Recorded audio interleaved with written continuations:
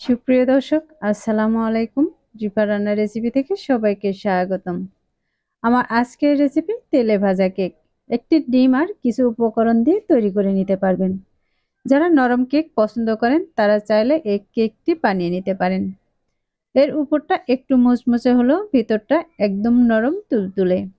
যারা ঝটপট কেক তৈরি করতে চান তারা চাইলে এই কেকটি বানিয়ে নিতে পারেন। তাহলে এবার চলে যাচ্ছি মূল রেসিপিতে। আজকের এই কেকটি বানানোর জন্য নিয়েছি একটি ডিম। একটি হ্যান্ড উইচ দিয়ে এই ডিমটাকে আমি ভালোভাবে ফেটিয়ে নিব। আর এই ডিমটাকে 1 থেকে 2 মিনিটের মতো ফেটিয়ে নিলে দেখবেন ডিমের কালারটা কিন্তু একদম চেঞ্জ হয়ে যাবে। এখন এ পর্যায়ে দিয়ে দিচ্ছি আমি 2 টেবিল চামচ পরিমাণে চিনি। এখন এই চিনির সাথে ডিমটাকে আমি খুব ভালোভাবে মিশিয়ে নিব। এটাকে চিনি গলা পর্যন্ত আমি মেশাতে থাকবো। আর এ পর্যায়ে দেখতে পারতেছেন চিনিটা কিন্তু গলে ডিমের সাথে খুব ভালোভাবে মিশে গেছে।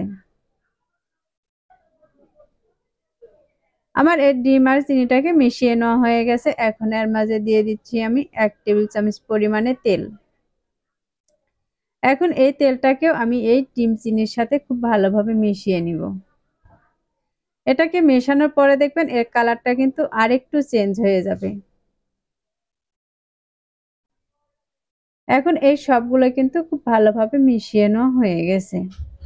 এখন এখান থেকে আমি হ্যান্ড উইক্সটাকে উঠিয়ে নিচ্ছি। আর এর মাঝে দিয়ে দিচ্ছি আমি 1 কাপ পরিমাণে আটা।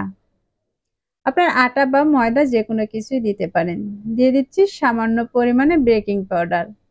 আর দিয়ে দিচ্ছি সামান্য পরিমাণে এলাচের গুঁড়ো। এলাচের গুঁড়োটা দিলে কিন্তু ডিমের যে এক্সট্রা গন্ধ এটা কিন্তু আর থাকবে না। এখন এর মাঝে দিয়ে দিচ্ছি আমি সামান্য পরিমাণে লবণ। এখন এই সবগুলো উপকরণগুলোকে আমি ডিমের সাথে ভালোভাবে মাখিয়ে নিব। আমি আজকের এই কেকের মাঝে কিন্তু কোনো রকম দুধ বা পানি কোনো কিছুই ব্যবহার করব না। শুধুমাত্র এই ডিম দিয়ে যতগুলো কেক বানানো যাবে আমি ততগুলোই বানিয়ে নিব। আর এই ডোটা কিন্তু খুব শক্ত করা যাবে না, খুবই সফট একটি ডো তৈরি করে নিতে হবে। এখন কেকের শেপ দেওয়ার জন্য আমি হাতে সামান্য পরিমাণে তেল লাগিয়ে নিয়েছি। আর দেখতেই পাচ্ছেন এখান থেকে কিন্তু আমি সামান্য পরিমাণে ডো হাতে নিয়ে হাত দিয়ে চেপে চেপে গোল করে নিচ্ছি। এটাকে একটু চ্যাপ্টা করে বড় করে নিব। তারপর এগুলোকে তেলে ভেজে নিব। এখন কড়াইতে কিছু তেল দিয়ে তেলটাকে গরম করে নিয়েছি। আর এর মাঝে কিন্তু আমি এক এক করে সবগুলোকে দিয়ে দিচ্ছি। আমি 1 কাপ আটা থেকে মোট 8টি কেক বানিয়ে নিয়েছি। এই কেকগুলো কিন্তু খুবই সুন্দর আর খেতেও কিন্তু খুবই মজার। উপরটা একটু মুচমুচে হলেও ভেতরটা কিন্তু একদম নরম তুলতুলে হবে। আর এর একপাশে একটু কালার চলে আসলে এগুলোকে আমি উল্টিয়ে নিব। এই কেকগুলোকে আমি মিডিয়াম আঁচে 2 থেকে 3 মিনিটের মতো ভেজে নেব। আর এই কেকগুলো কিন্তু তেলে দেওয়ার পরে দেখেন ফুলে কিন্তু একদম বড় হয়ে গেছে।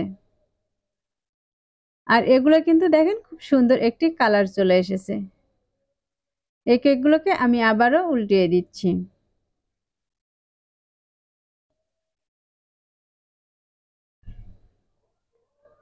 এই কেকগুলো কিন্তু আমার এখন ভাজা হয়ে গেছে। আর এ পর্যায়ে কিন্তু আমি চুলাটাকে অফ করে দিব। আর একটি ছাঁকনি দিয়ে তেল ঝরিয়ে কেকগুলোকে উঠিয়ে নিব। তাহলে দর্শক দেখতে পাচ্ছেন কত সহজে খুবই সুন্দরভাবে কিন্তু কেকটাকে তৈরি করে নিলাম। এই কেকগুলো কিন্তু আরো 2-1 দিন ঘরে রেখেও খেতে পারবেন।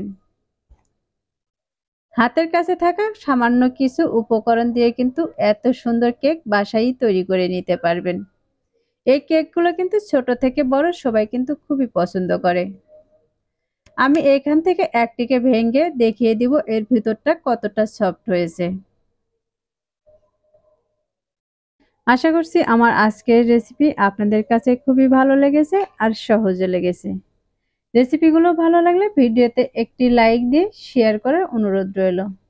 রেসিপিটি বাসায় অবশ্যই ট্রাই করবেন আর আমাকে কমেন্টে লিখে জানাবেন আমার আজকের রেসিপি আপনাদের কাছে কেমন লেগেছে। আমার চ্যানেলে নতুন এসে থাকলে চ্যানেলটি সাবস্ক্রাইব করার অনুরোধ রইল। আর যারা চ্যানেলটি সাবস্ক্রাইব করেছেন তাদেরকে অসংখ্য ধন্যবাদ। আবারও কথা হবে পরবর্তী কোনো রেসিপি নিয়ে। এ পর্যন্ত সবাই ভালো থাকবেন, সুস্থ থাকবেন আর আমার জন্য দোয়া করবেন। আল্লাহ হাফেজ।